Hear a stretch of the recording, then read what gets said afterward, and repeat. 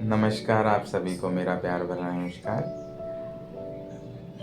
आप सबका स्वागत करता हूँ एक बार फिर से गीता अध्ययन के तीसरे अध्याय में, जहाँ हम कर्मयोग की शिक्षा ले रहे थे। कर्मयोग को जान रहे थे कि कर्मयोग अपने कर्मों को कैसे हम योग बना के मुक्त हो सकते हैं। अपने निज नियत कर्मों को ही करके कैसे उन्हें योग का रूप देके हम मुक्त हो सकते हैं, ये यहाँ पे कृष्ण तीसरे अध्याय में समझाने की कोशिश कर रहे हैं हमें। आइए हम जानते हैं 29वें श्लोक में, प्रकृति गुण सम्मूढ़ा सजन्ते गुण कर्मसु तान अकृत विद मंदान कृतस्त विद न विचालयेत्। उसके अगला श्लोक है, मयि सर्वाणि कर्माणि सन्न्यस्य अध्यात्म चेतसा निराशी निर्मम भूत्वा युद्धस्व ज्वरः। उसके बाद अगला श्लोक है, ये मे मतम इदम नित्यम अनुतिष्ठन्ति मानवाः श्रद्धावन्त अनसूयन्त मुच्यन्ते ते अपि कर्मभिः। अब कृष्ण यहाँ पे अर्जुन को समझा रहे हैं और अर्जुन के माध्यम से हमें भी समझा रहे हैं। तो वो कहते हैं, माया के गुणों में से मोहग्रस्त होने पर अज्ञानी पुरुष पूर्णतः भौतिक कार्यों में संलग्न रहकर उनमें आसक्त हो जाते हैं। किंतु ज्ञानियों को चाहिए कि वो उन्हें विचलित ना करें। अब यहाँ पे कृष्ण हम लोगों के बारे में बता रहे हैं, हम लोगों के कि हम लोग कार्य कैसे करते हैं, हम लोग किस तरीके से कार्य आज हमारे कार्य हो रहे हैं, और हमें क्यों इन सब कार्यों को कृष्ण सोए हुए और अज्ञानी कहते हैं। अज्ञानियों के कार्य अज्ञानी पुरुष कह रहे हैं क्यों हम लोगों को, उसका कारण है। वो कहते हैं इसका कारण है कि हम लोग माया के गुणों में फंसकर मोहग्रस्त होकर उस अपने कार्यों में संलग्न होकर, अपने नियत कार्यों में संलग्न रहकर उनमें आसक्त हो गए हैं। सिर्फ इतना ही पोर्शन हमें मूर्ख बना देता है, हमें कर्म बंधनों में डाल देता है, हमें सारे सुख दुखों में डाल देता है, हमें हर चीज़ में डाल देता है। हमारे जीवन का सिर्फ इतना पोर्शन, क्या पोर्शन है वो, माया के गुणों में मोहग्रस्त होकर, जो भी हमारे काम क्रोध मद लोभ मोह अहंकार हैं, इनसे मोहग्रस्त होकर जब हम अपने नियत कार्यों में ही आसक्ति पैदा कर देते हैं, और उन सब कार्यों में अपने अहंकार को, क्रोध को, लोभ को, मोह को, इन सब को अपने नियत कार्यों में संलग्न कर देते हैं, उसमें और उसी में आसक्त हो जाते हैं। और फिर हमारे अंदर अहंकार आता है, जो ये कहता है कि मैंने जो भी मेरे साथ हुआ वो मैंने किया है, आज तक मैंने इतना सब कुछ किया, मैंने इतनी मेहनत करी, मैंने इतनी पढ़ाई करी, मैंने इतना सब कुछ किया। ये वो मैं है, ये वो अहंकार आसक्ति है। क्योंकि और जो भी गलत होता है हमारे साथ, होता क्या है, हम जो भी अच्छा होता है वो तो कह देते हैं मैंने किया है, और जो भी बुरा हुआ उसके लिए कह देते हैं मेरी तो किस्मत ही खराब है, या ऊपर देखते हैं भगवान तूने मेरे साथ क्या कर दिया।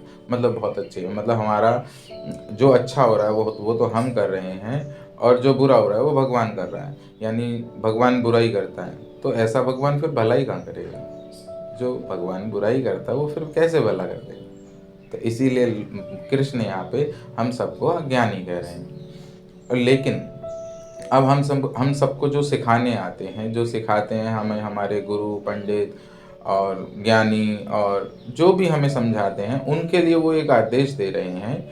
उनके लिए यहाँ पे वो कहते हैं, किंतु ज्ञानियों को चाहिए कि उन्हें विचलित ना करें। ज्ञानियों को ये चाहिए कि ऐसे लोगों को ये ना बोले कि तुम गलत, सीधा सीधा कि तुम काम ही गलत कर रहे हो, नहीं, जो कर रहे हो कार्य तो वही करना है। उन्हें कार्य करने से ना रोके, कार्य की आसक्ति से रोके। यहाँ पे गुरुजनों को आज्ञा दे रहे हैं वो, कि वो अपने लिए भी यही कह रहे हैं कि मुझे भी इस समय, जो मैं अर्जुन तुझे ज्ञान दे रहा हूँ, मुझे ये चाहिए कि मैं तुझे कर्म से विचलित ना करूं,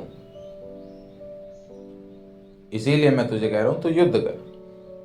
आगे वो कहते हैं, अतः हे अर्जुन, अपने सारे कार्यों को मुझ में समर्पित करके मेरे पूर्ण ज्ञान से युक्त होकर लाभ की आशंका से रहित, स्वामित्व के दावे के बिना तथा आलस्य से रहित होकर युद्ध करो। अब यहाँ पे कृष्ण हमें बता रहे हैं कि हमें कर्म कैसे करने हैं। हमें कर्म करते रहना है, युद्ध करो कह रहे हैं कृष्ण, तो युद्ध करते, ये जीवन हमारा एक युद्ध है। इस जीवन में हमें हमारी नियति, हमारी प्रकृति हमें हर प्रतिक्षण एक नई परिस्थिति और नया कर्म अपने आप दे देती है। बस हमें उसको करना कैसे है, पूरा वो कह रहे हैं, पूरा मुझ में समर्पित होकर, मुझ में समर्पित होकर और मेरे पूरे पूर्ण ज्ञान को जानकर। अब मुझ में समर्पित, उस परमात्मा में समर्पित कैसे होंगे? उसके ज्ञान को जान के, उसके बारे में जान के। उसके बारे में जानना मतलब कि ये जानिए कि आपके भीतर कार्य कर कौन रहा है।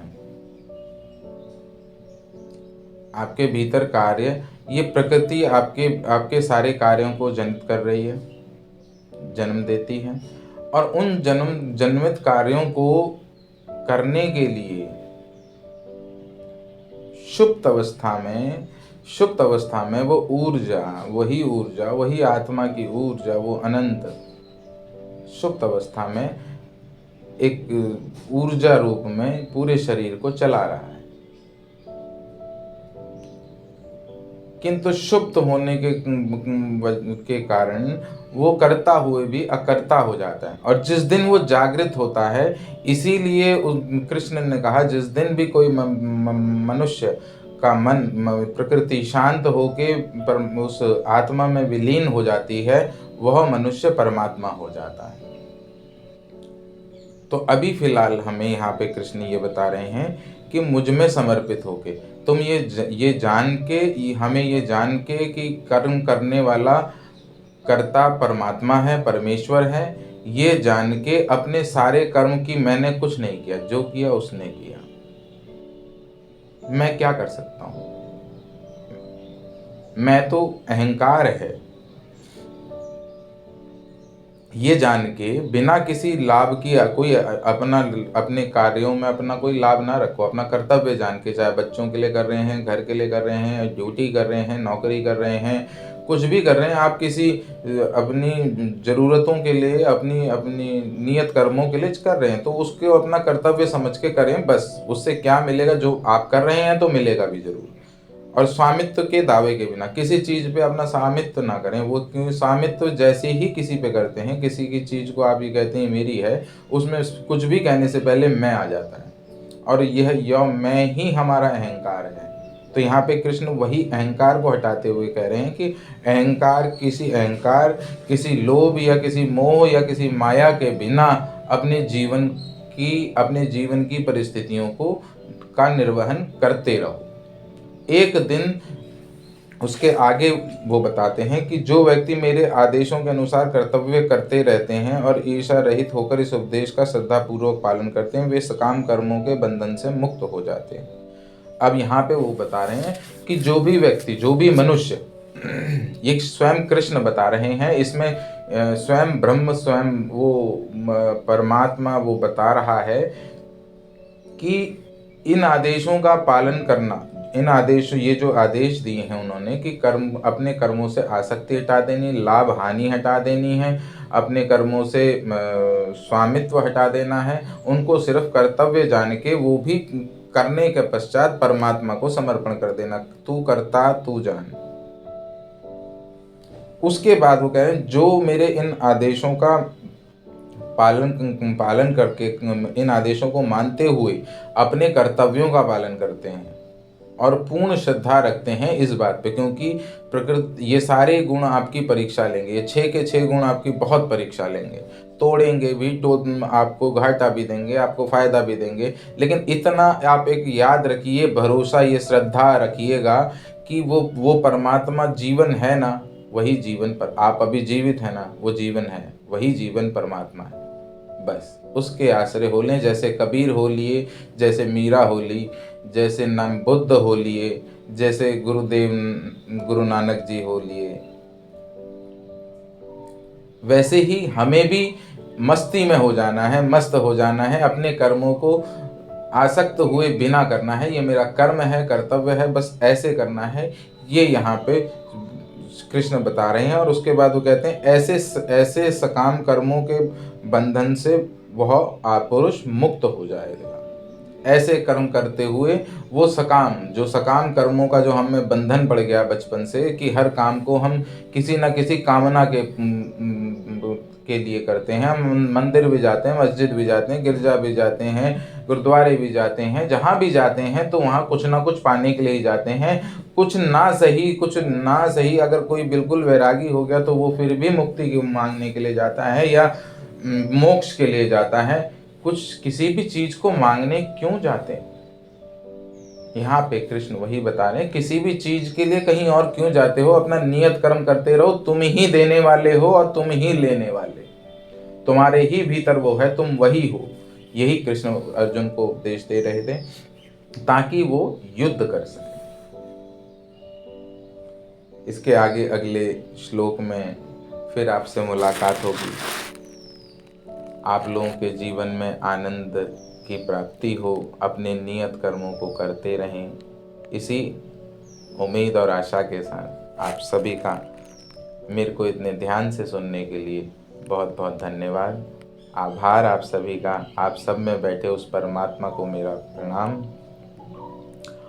और आप सबसे एक अनुरोध है, अगर आपको ये विचार पसंद आए हों, ये व्याख्यान पसंद आया हो, तो इसे जन जन तक पहुंचाने में मेरी सहायता करें। लाइक करें, शेयर करें, अपने जानने वालों को बताएं, ज्ञान उन तक पहुंचाएं। ये एक सरल जीवन का सरल ज्ञान है। इसी उम्मीद के साथ आप सबको जय श्री कृष्ण। हर हर महादेव।